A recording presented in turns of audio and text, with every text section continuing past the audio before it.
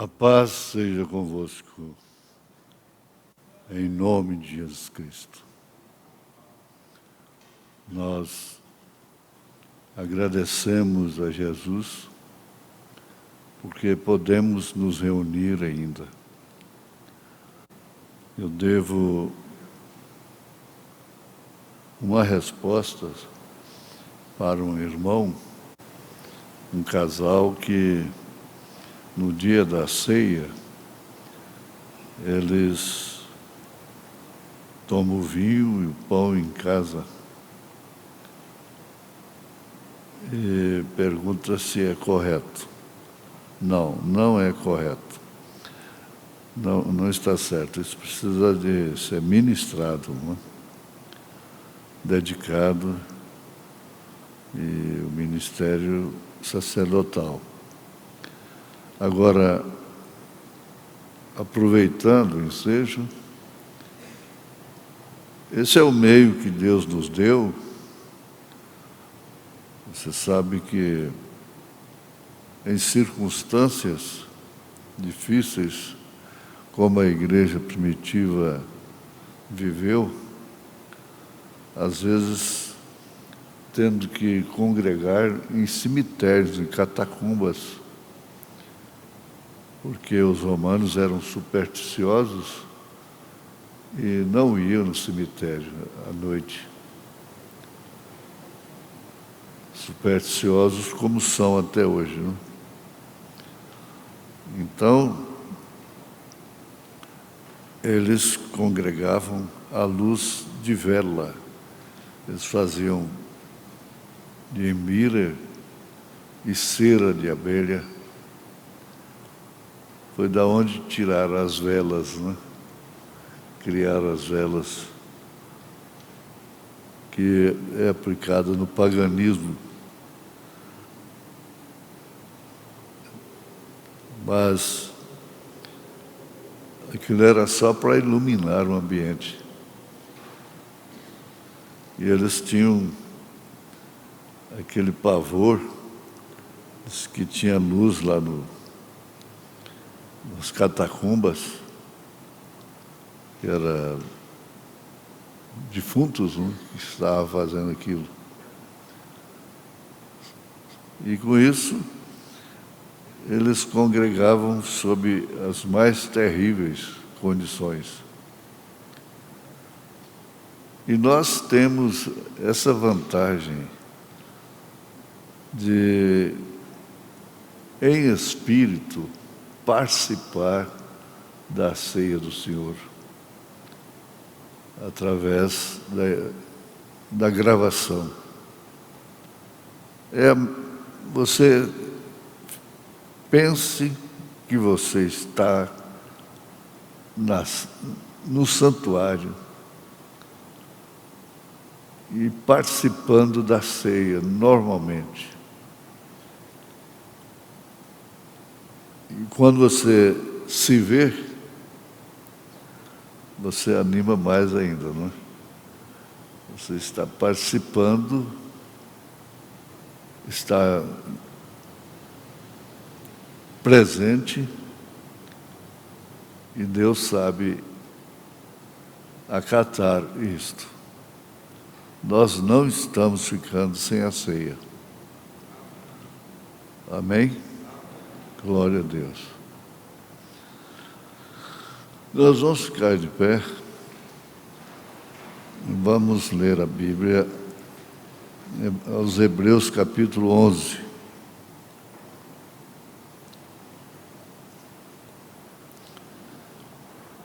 Ora, a fé é o firme fundamento das coisas que se esperam e a prova das coisas que não se veem, porque por ela os antigos alcançaram testemunho. Pela fé entendemos que os mundos, pela palavra de Deus, foram criados de maneira que aquilo que se vê não foi feito do que é aparente. Pela fé, Abel ofereceu a Deus maior sacrifício do que Caim, pelo qual alcançou testemunho de que era justo, dando Deus testemunho dos seus dons, e por ela, depois de morto, ainda fala. Pela fé, Enoque foi trasladado para não ver a morte, e não foi achado, porque Deus o trasladara, visto como antes da sua trasladação alcançou o testemunho de que agradara a Deus. Ora, sem fé é impossível agradar-lhe. Quer dizer, sem fé é impossível agradar a Deus, né? Porque é necessário que aquele que se aproxima de Deus crê que Ele existe e que é galardoador dos que o buscam. E aí prossegue, pela fé, Noé, pela fé, e vai indo, e depois falta tempo para falar de todos. É o final. Nós te damos graças, ó Pai, mais uma vez, porque temos a Escritura que mostra a origem do culto verdadeiro, que mostra ao Pai o valor da revelação. Nós pedimos perdão dos nossos pecados e agradecemos pela cura dos nossos corpos e a guarda do Senhor, em nome de Jesus Cristo. Amém. Assentai-vos, irmãos.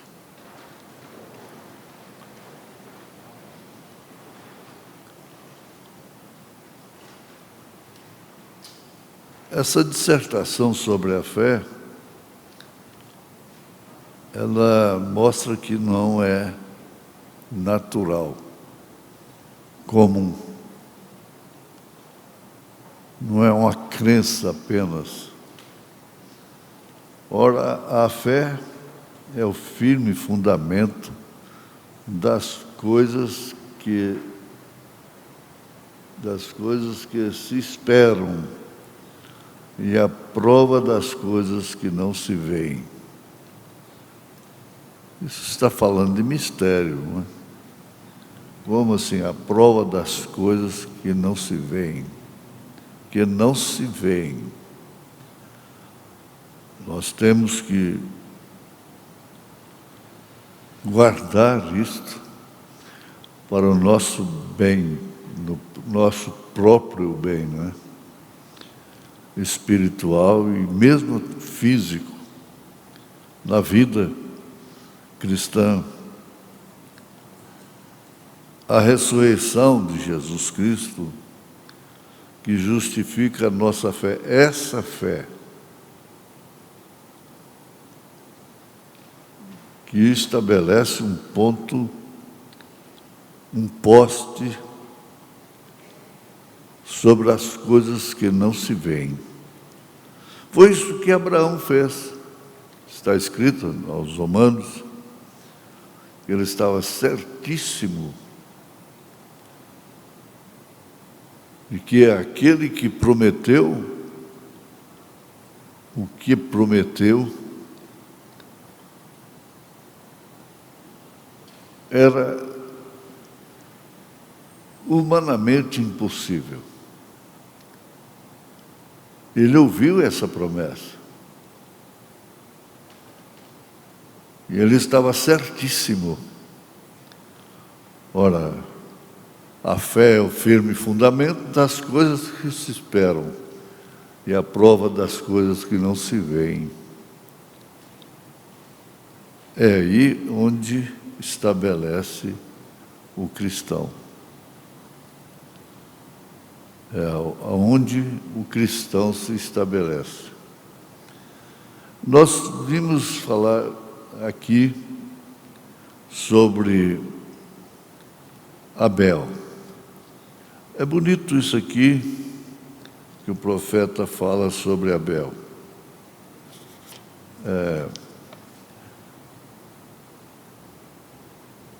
Eles não tinham Bíblia, então.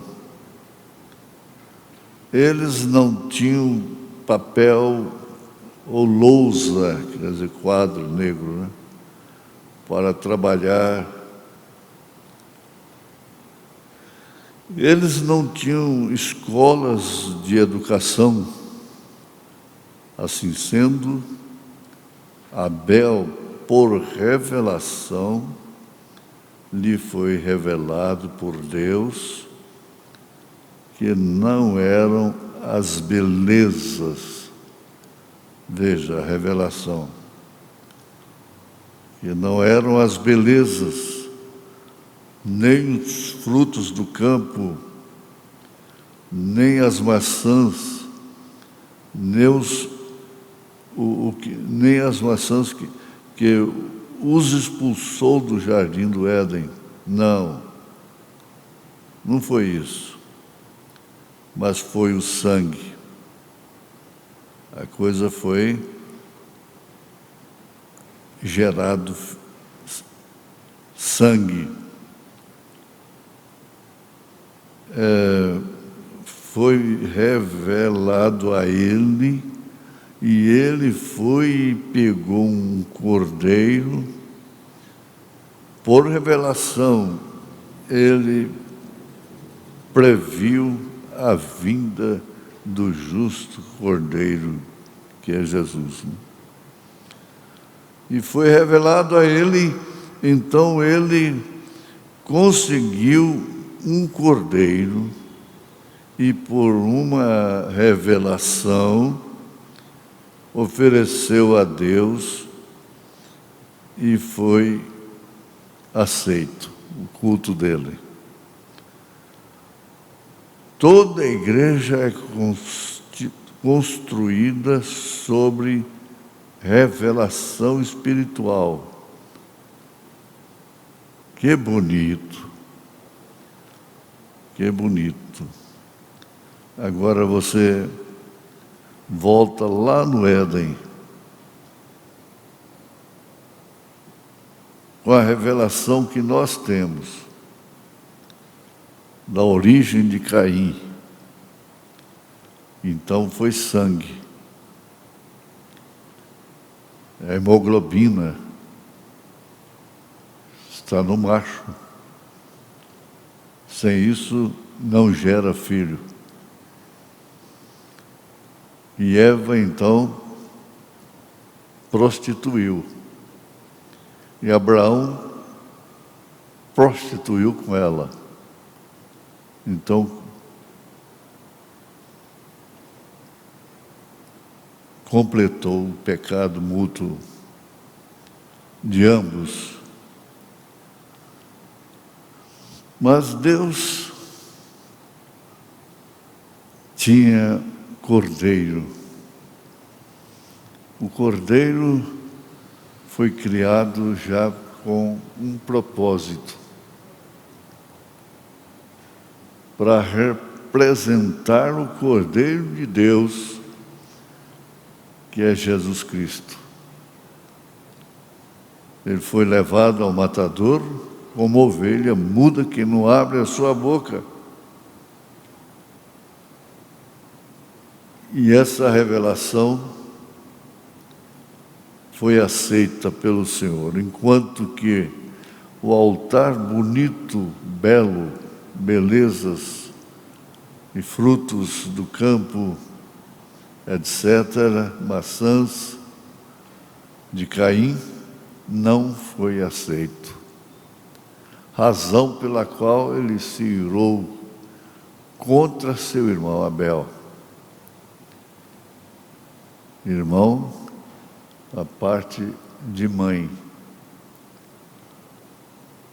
Ele deveria se irar contra Deus, pois foi Deus que rejeitou o seu sacrifício belo e aceitou o cordeiro sangrento de Abel como sacrifício.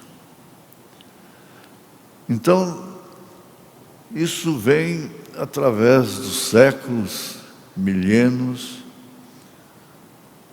as pessoas fazendo a mesma coisa, oferecendo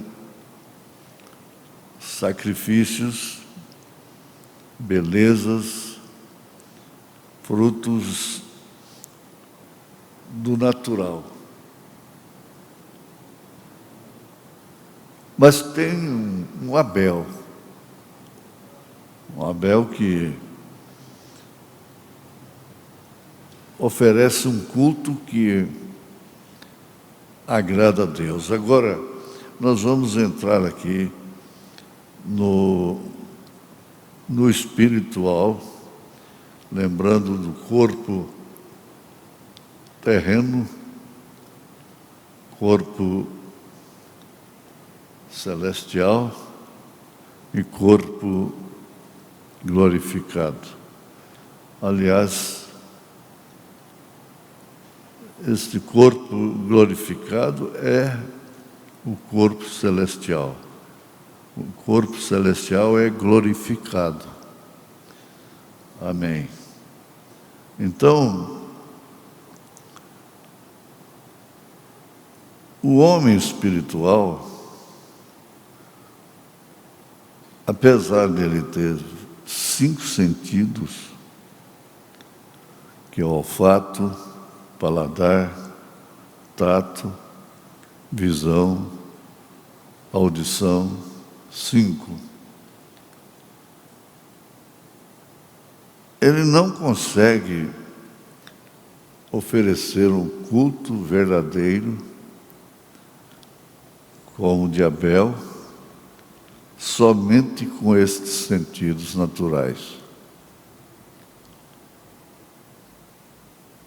Não tem que sentir alguma coisa extra, sentir uma emoção incontrolável.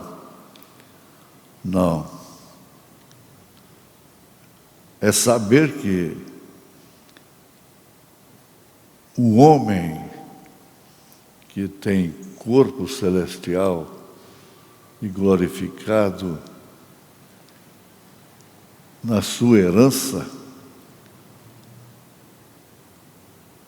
porque isso está guardado como um depósito. Paulo disse isso, que ele guarda o seu depósito. Esse depósito é justamente isso. É um corpo celestial, um corpo glorificado, sendo o mesmo. Então,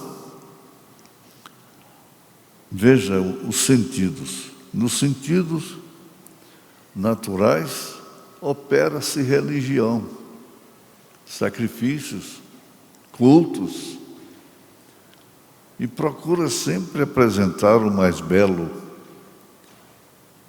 no louvor, nos instrumentos, em tudo, em prédios e aparatos.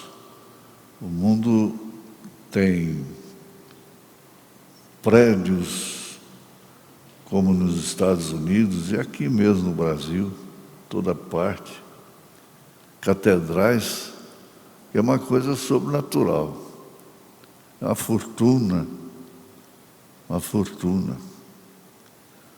Foi isso que implantou o comunismo na Rússia.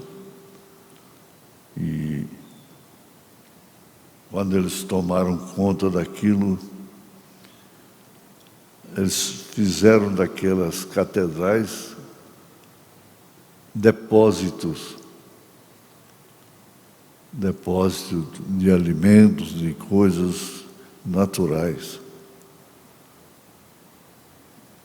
Então, vejamos aqui, você vai guardando 5 sentidos, pratica tudo. Pratica tudo que se chama de religião. Vamos objetivar assim, religião. Pratica-se religião. Agora, a revelação, essa é diferente. Mas o sexto sentido não vê isso em absoluto. Não vê isso que os 5 sentidos veem como religião. O sexto sentido oferece a Deus o culto de Abel.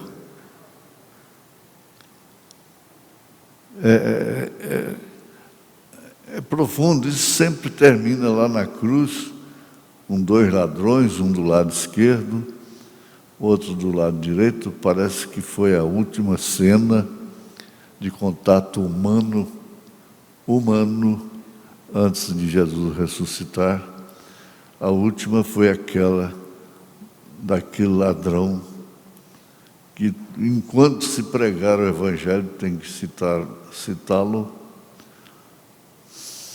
porque ele foi salvo na última hora. Aonde?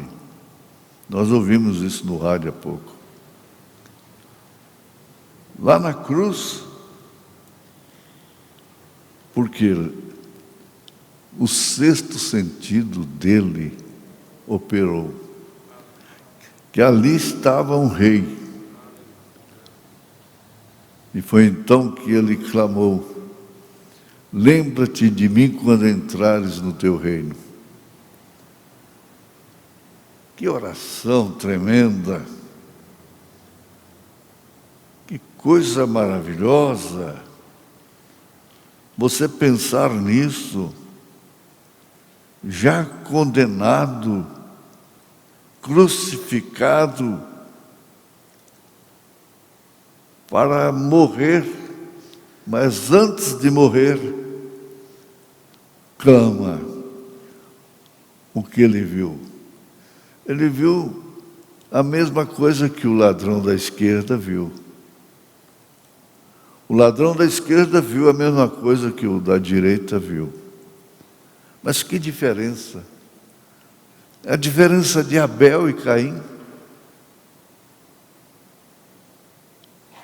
Abel viu um cordeiro.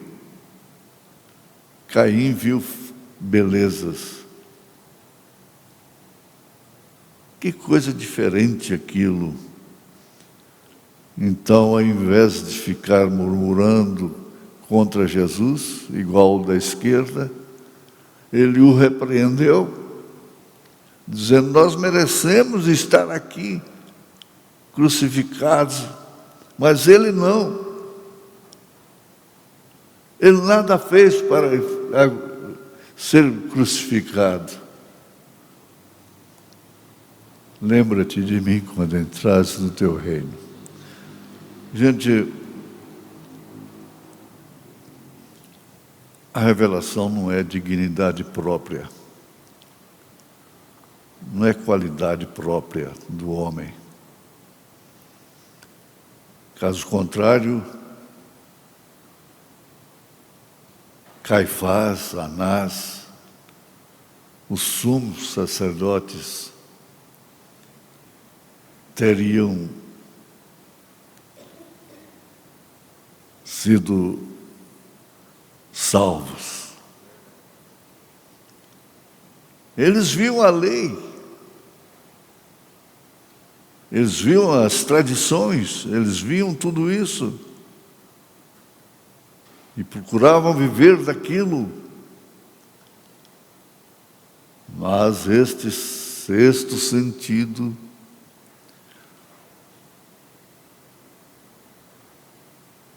assim que Maria Madalena foi absolvida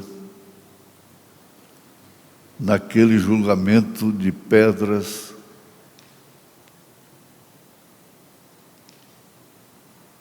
ela aguçou o sexto sentido. Aí foi tudo diferente na sua vida, até o Pentecostes. Você vai conversando e entendendo isso, mas o sexto sentido não vê isso em absoluto. As coisas naturais. Ele está tão além disto. Ele é um elo dessa corrente da eleição. Eu estava pregando para a multidão,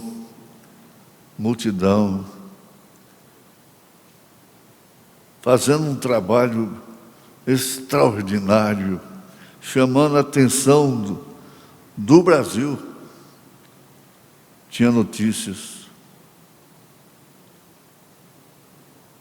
Mas quando eu peguei, depois de resistir, eu peguei o profeta do século XX e que olhei aqui a apresentação dele, o sexto sentido disse: esse é profeta de Deus. Não precisei ler o livro todo. Foi apenas a apresentação que alguém faz antes de começar o livro. É o sexto sentido entrou em ação. E eu exclamei: esse é profeta de Deus. Eu nunca poderia pensar que haveria um profeta precursor da segunda vinda de Jesus.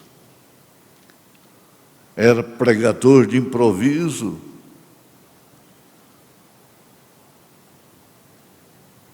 Eles lamentaram dizendo: você estragou sua vida, estragou seu ministério. Estava tão brilhante com essa mensagem. Não, o sexto sentido não tem nada com vocês. Não tem nada com o mundo. Quando você é criticada, você é criticado. Quando você é perseguido, o sexto sentido faz a diferença. Te leva a tranquilizar seu espírito e sentir-se mais eleito. Porque é uma coisa que é resistida pelos 5 sentidos naturais, religiosos. Se esses sentidos naturais, religiosos, não resistissem ao irmão Brana, a Elias, ele seria falso. A maior vindicação que tem do seu ministério como precursor da segunda vinda é que os 5 sentidos naturais são contra eles. 5 sentidos naturais religiosos. É onde opera o espírito religioso, santidade e tanta coisa aparente, mas não está no sexto sentido. Porque se chega no sexto sentido, você não passa por alto. Atos 2, verso 38 em diante. Não passa. Não passa. Não se confunde em ver o Pai no Filho. saber que o Filho unigênito que estava no seio do Pai, este o fez conhecer. Mas tudo isso aí está envolvendo um corpo celestial, um corpo glorificado. Aleluia. Glória a Deus. Ele está tão além disto, o sexto sentido, está tão além disto, te põe tão longe do mundo. Você não está mais no mundo. Aleluia. Ele está tão mais alto do que isto está, até que ele nem ao menos tem quaisquer arrazoamentos em absoluto com ele. Nós cremos.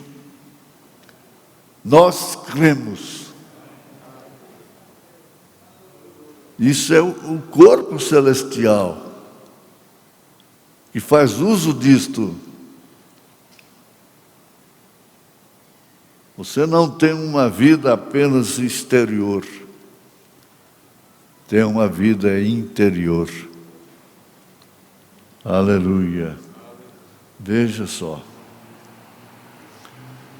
Eu quero repetir isso aqui, eu gosto disso. O sexto sentido está tão mais alto do que isso, essa razão dos cinco sentidos, até que ele nem ao menos tem quaisquer arrazoamento em absoluto com ele. Nós cremos. Ele está tão além de qualquer coisa que os cinco sentidos teriam para dizer acerca disto. Está muito além disto. Você não discute a sua eleição, não discute a mensagem. Agora prepare-se para um culto de cura. Ele está falando. Está vendo? Nós cremos. Essa fé que é o firme fundamento das coisas que se esperam e a prova das coisas que não se veem. Nós cremos. Você caminha por esse sexto sentido. Você fala por esse sexto sentido. Você vive por esse sexto sentido. Você morre por esse sexto sentido e ressuscita por esse sexto sentido. Então você não é uma pessoa natural. Você é espiritual. O mundo não vê isso e nem pode ver. Aleluia. Esse super sentido, algo que está em você, que é diferente de como é o homem natural. É isso que te faz a pessoa especial. É isso que leva não levarmos em conta o que o corpo terreno pode fazer. Pode errar, pode tropeçar, mas isto não anula o sexto sentido.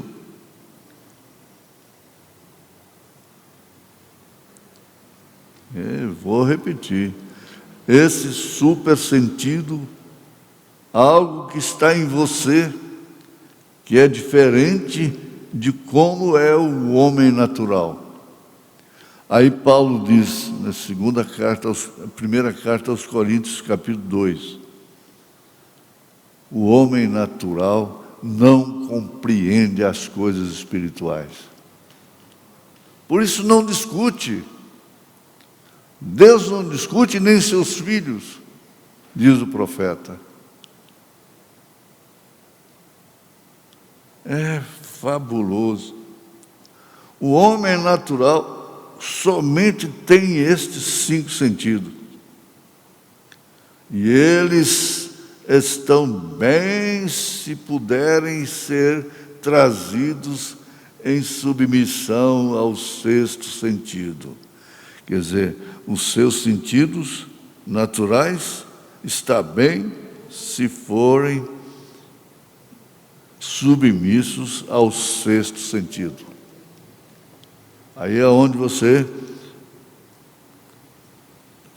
forma sua autodisciplina. Se a mente natural diz, lê a palavra de Deus e diz, essa é a palavra de Deus, ela está falando a verdade. A mente natural falando isso, está falando a verdade. Mas se ela lê e diz, isto não é toda a palavra de Deus, ou isso foi alguma coisa, isso foi uma vez, mas isto não é agora. Assim dizendo, os que vivem sob domínio somente dos 5 sentidos. Então, aquele 6º sentido chega e diz, ele é o mesmo ontem, hoje e eternamente. Veja essa a diferença. Essa é a diferença. Você é humano, você tem os sentidos tato, olfato, você é perfeito nos sentidos humanos. Mas você tem essa diferença. Como ele disse, algo que está em você que é diferente de como é o homem natural. Então, às vezes entra em questões, negócios, trabalhos, você não vai poder, é difícil. Você sofre o dano, 1 Coríntios 6. Por que não sofreis antes o dano? Entrar em questões. É por isso que tantas pessoas deixam de ser curadas. Olha, o 6º sentido opera através da palavra a cura.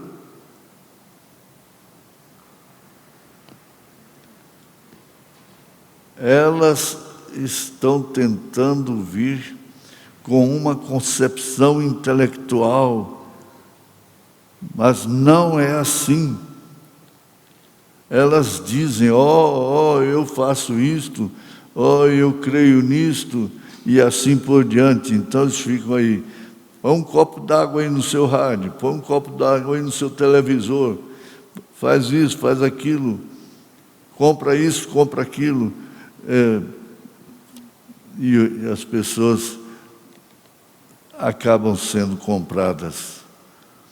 Mas se aquele 6º sentido está dizendo isso, então não há nada que jamais o tirará daquele 6º sentido. Ora, Jesus Cristo é o mesmo ontem, hoje e eternamente. Viu? Eu quero repetir. Mas se aquele 6º sentido está dizendo isso, então não há nada que jamais os tirará daquele 6º sentido. Quando você diz, Jesus Cristo é o mesmo ontem, hoje e eternamente. O 6º sentido veio sobre o ser humano para fazer fazê-lo negar qualquer coisa que seja contrária à palavra de Deus.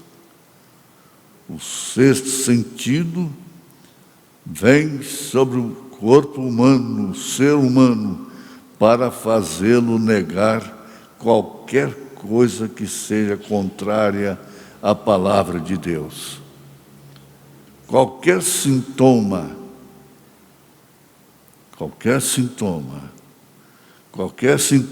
que seja contrário à promessa de Deus, o sexto sentido diz que isso não está lá, não está. Se é o cristão que nasceu de novo, esse novo nascimento é a operação do sexto sentido em evidência. Com razão, quando Paulo disse: já não sou eu mais quem vive, é Cristo quem vive em mim. Ele domina seus sentidos naturais.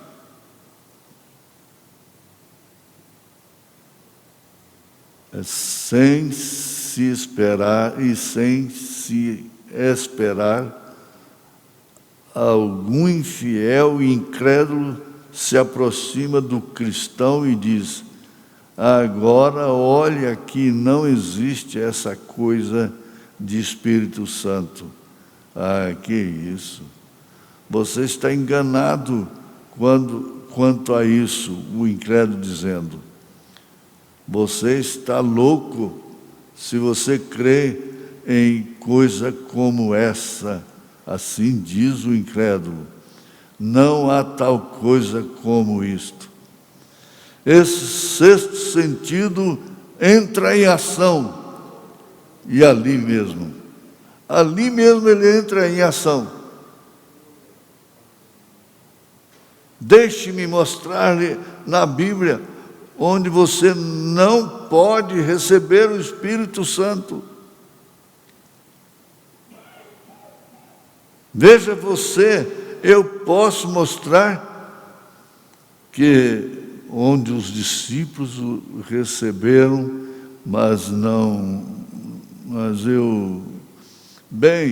você diz: olhe, e o sexto sentido irá indicar para você, diz, mas ele disse: a promessa vos diz respeito a vós e a vossos filhos. O sexto sentido te fala isso vivificado. É uma ressonância com o corpo celestial. Então é um homem espiritual. É uma mulher espiritual. Meu Deus, nosso Pai, nós entregamos esta noite com êxito a Deus sobre os males que nos cercam. Ó Deus, confiamos que a Tua palavra é viva e eficaz, com poder de sujeitar a si todas as coisas. E haja nesse instante uma retomada de vida em apreço com Jesus Cristo. Com a palavra, entregamos tudo e todos. E você então declara pelo sexto sentido: estou curado. Fui abençoada em nome de Jesus Cristo. Amém.